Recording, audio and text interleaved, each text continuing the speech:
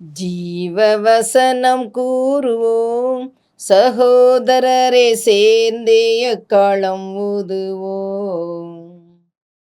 கர்த்தருடைய நாமம் மகிமைப்படுவதாக. கிறிஸ்துவுக்குள் அன்பானவர்களே, இந்த நாளிலும் ஜீவ வார்த்தை ஒன்றை கேட்போம். தானியேலின் புஸ்தகம் 3வது அதிகாரம் 29வது வசனத்தினுடைய பின் பகுதி சொல்லுகிறது, இவ்விதமாய் ரட்சிக்கத்தக்க தேவன் வேறொருவரும் இல்லை என்றார். இவ்விதமாய் அப்படின்னு போட்டிருக்குது. இவ்விதமானா அதுக்கு என்ன அர்த்தம்? இதுக்கு முன்னால சில காரியம் நடந்திருக்குது, இதுக்கு முன்னால சில காரியங்கள் தொடர்ந்து நடந்திருக்குது. சாத்ராக், மேஷாக், ஆபேத் நேகோ அப்படிங்கிற அந்த சகோதரர்களை நெருப்புல கொண்டு போட்டாங்க.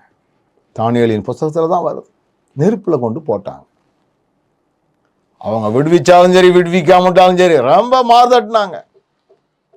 ரொம்ப தைரியமா இருந்தாங்க. அதுக்காக அழல, ஐயோ ஆண்டவரே எங்களுக்கு இப்படி ஒரு கஷ்டம் வந்துட்டப்பா, நெருக்கம் வந்துட்டப்பா அப்படிலாம் கூப்பாடு போடல, குமுறல. தங்களை தூக்கி கொண்டு போறவங்களை உதறிட்டு போல, எங்களை நடத்துகிற கர்த்தர் இப்படியெல்லாம் அற்புதம் செய்வார்னு அவங்களுக்கும் தெரியாது. இருந்தா இங்க இருப்போம், இல்லைன்னா அவரோடு கூட. அந்த நம்பிக்கை தான். மரித்தாலும் வாழ்வு உண்டு, அந்த நம்பிக்கை தான். அவரோடு ஆளுகை செய்யக்கூடியவர்கள், அந்த நம்பிக்கை தான்.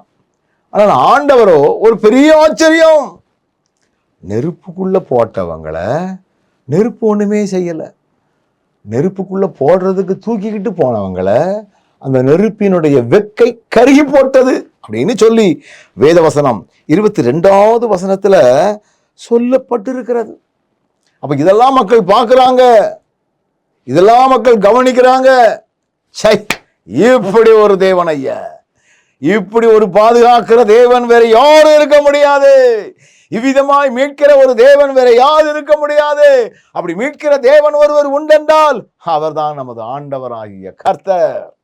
அவருடைய பிள்ளைகளுக்கு எத்தனை வகையான நெருக்கடியான காலங்கள் வந்தாலும் ஆச்சரியமாய் பாதுகாக்கிற கர்த்தர் நமக்கு உண்டு. அதைத்தான் அந்த ராஜா சொல்றார், நேபுகாத் நேச்சா சொல்றார், இவ்விதமாய் ரட்சிக்க தேவன் வேற ஒருவரும் இல்லை. நல்ல ஆண்டவரே, நாங்கள் ஆராதிக்கிற எங்கள் ஆண்டவர் மனிதர்கள் ஆச்சரியப்படக்கூடிய அளவில், வியக்கக்கூடிய அளவில் காரியங்களை செய்கிறவர். இதை நாங்கள் உணர்ந்து கொள்ள எங்களுக்கு கிருபை தாரும். இயேசுவின் நாமத்தில் பிதாவே, ஆமென்.